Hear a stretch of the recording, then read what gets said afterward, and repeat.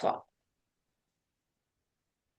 Bonjour chers auditeurs et auditrices. Aujourd'hui, j'ai le plaisir de recevoir la comédienne québécoise Sarah Quentin, une jeune actrice de 23 ans qui a participé à plusieurs productions québécoises et à la télévision et au cinéma, comme le court-métrage Les Trois Vagins qui crient et la série L'effet secondaire. Elle s'est aussi fait, co- Oh, je m'excuse. Elle s'est aussi fait connaître pour son rôle de Sarah dans la web-série La Maison des Folles. C'est une série dramatique qui a remporté d'ailleurs plusieurs prix dans les festivals. En gros, ça raconte l'histoire d'une famille d'accueil, pas comme les autres, qui est dirigée par ma tante, une femme ordinaire qui, par pure générosité, a décidé d'offrir un foyer à des jeunes adolescentes en difficulté.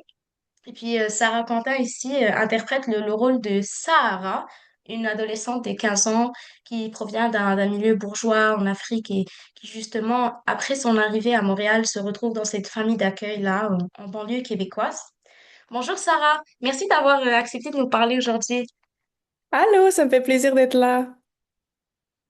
Alors pour commencer, la scénariste et la réalisatrice Mara Jolie a elle-même fait des allers-retours dans des familles d'accueil, puis elle raconte qu'elle ne se retrouvait pas vraiment dans les représentations qu'on faisait des jeunes placés en famille d'accueil, surtout à la télé. Puis Ouais. surtout, toi, ton rôle de Sarah est assez complexe. Il aborde des sujets comme les difficultés familiales, les jeunes en protection de la jeunesse et surtout les différences de classe sociale parce que justement, Sahara, c'est une jeune fille qui est sophistiquée, elle est végétarienne et elle vient d'un milieu bourgeois en Afrique et doit subitement s'adapter à une banlieue québécoise. Donc, en sachant tout ça, je m'excuse, Sarah, quel a été le plus grand défi pour toi qui n'a pas eu le vécu de Sahara ni celui de Mara Jolie pour interpréter un rôle qui a autant de bagages? Oui, ben, il y avait vraiment beaucoup de défis pour jouer Sarah. C'est comme tu l'as bien dit, c'est un personnage assez complexe. Il y avait toujours beaucoup de nuances. Elle nous montre pas forcément tout ce qu'elle vit à l'intérieur. Donc, il fallait toujours jouer la dualité de ce qu'elle laisse les autres voir, puis la panique, et tout ce qu'elle ressent à l'intérieur. Donc, il y avait beaucoup de complexité là-dedans, surtout que la saison 1, c'était mon premier rôle lead à vie. Donc, j'apprenais aussi en même temps c'était quoi le métier d'être comédienne, puis c'était quoi tourner. En vrai, c'était comment ça fonctionne un plateau de tournage, travailler avec d'autres comédiens, travailler avec une réalisatrice pour la première fois. Mais le fait que c'était le vécu ou inspiré du vécu de Mara Jolie, ça m'a beaucoup aidé. Je veux dire, c'est une réalisatrice absolument fantastique. Donc, je me sentais vraiment supportée chaque jour sur la Maison des Folles.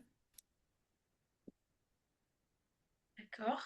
Puis, justement, en parlant de ça, je devrais te dire, Sarah, malheureusement, j'ai pas pu regarder la série, justement parce que elle était plus disponible sur TV5. Je trouve ça Euh, vraiment dommage parce que, surtout après toutes les recherches que j'ai fait, j'étais vraiment intéressée par la série, mais juste à travers les petits extraits que j'ai pu regarder, j'ai compris que la série aborde quand même des enjeux importants comme le sexisme, le racisme, etc. Mais ça garde quand même ces touches d'humour là. Puis comme toi, je suis curieuse pour toi, comment t'arrives à trouver cet équilibre entre le sérieux et l'humour dans ton jeu? Ouais, ben, je pense que il y avait quand même des propos assez intenses dans la Maison des Folles, donc je pense que le côté un peu humoristique, parfois, c'était nécessaire, surtout que c'était une série jeunesse quand même à la fin de la journée. Donc, naviguer cette ligne, ben, en fait, je le voyais vraiment comme des fois, les situations sont tellement, nous dépassent tellement que la seule façon de réagir, c'est un peu de trouver l'humour dans la situation. Donc, c'est un peu ce qu'on essayait de faire, je pense, qu'on jouait certaines scènes. Donc voilà, je sais pas si ça répond à ta question. Non, ben oui, oui, ça répond, je comprends ce que tu veux dire. Genre, c'est justement juste parce que c'est des thèmes aussi lourds. Quand vous utilisez l'humour, ça aide un peu à transmettre le message, à passer. Oui, oui, je vois ce que tu veux dire. Sinon, ben justement, on parle de sexisme et de racisme qui sont malheureusement encore présents aujourd'hui dans la société. Est-ce que toi, ça a représenté des obstacles pour toi dans ton parcours ou est-ce que ça a été correct? Dans mon parcours personnel, tu veux dire? Oui, ton parcours en tant qu'actrice. Oui, ben c'est sûr que oui. Je veux dire, c'est sûr que je pense que n'importe quel acteur qui est issu d'une minorité ethnique va te dire que des fois, c'est pas pour mal faire, mais les gens ont des maladresses parfois par rapport à certains sujets. Donc, c'est sûr qu'au courant de ma carrière, des fois, il y a eu des petits commentaires. Bon, là, j'avoue, ça m'échappe sur le moment, mais je me souviens des fois avoir été confrontée à certaines situations où je savais pas trop comment réagir à certains commentaires ou à certaines choses qui étaient dites. Donc oui, ça arrive encore. Niveau sexisme, c'est sûr que je pense que je l'ai moins ressenti en tant que comédienne. Mais voilà.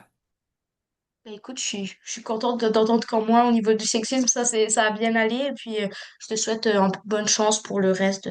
T'es vraiment, pour l'instant, moi, je te dirais, je suis très impressionnée par ton parcours parce que juste 23 ans et tout ce que t'as pu faire. Donc, laisse rien de tout ce qui est raciste te, te stopper, t'arrêter. Parce que clairement, Mais tu l'as pas laissé t'arrêter, mais donc, ben, du coup, ici, on retourne dans la Maison des Folles, qui a connu d'ailleurs un beau succès. Elle a remporté un prix au Festival Cannes Série. On remarque aussi une évolution dans les épisodes que je pense au début, la première saison, c'était comme 10 minutes, puis là, la deuxième, c'était plus 20 minutes. Donc ça, on imagine que c'est lié au succès que ça a pu avoir. Et aussi, toi, Sarah, t'as remporté à deux reprises, je pense, le prix de la meilleure actrice au Melbourne Webfest et New York City Webfest. Puis, comment direz-vous que ce rôle vous a transformé en tant qu'actrice? ah, tellement, c'est une expérience qui m'a totalement transformée en tant qu'actrice, mais aussi en tant qu'humaine, je pense. En tant qu'actrice, c'est sûr que ça m'a ouvert tellement de portes, puis ça m'a fait tomber encore plus en amour avec le métier d'être comédienne, puis avec juste jouer, puis être sur un plateau de tournage. Ça m'a vraiment fait découvrir ce monde, puis ça m'a un peu ouvert les portes, là, comme j'ai dit. Fait que ça m'a changé en ce sens-là. Puis au niveau personnel, j'en ai juste tellement appris avec le personnage de Sarah, puis sa résilience et sa force intérieure par rapport à toutes les situations auxquelles elle était confrontée. Fait que je pense que d'une manière ou d'une autre, ça s'est un peu rendu dans ma propre personne, puis dans ma propre vie. Eh oui, j'imagine que c'est sûr que vous passez tellement de temps à jouer le rôle que c'est difficile de pas, que ça vous affecte pas personnellement.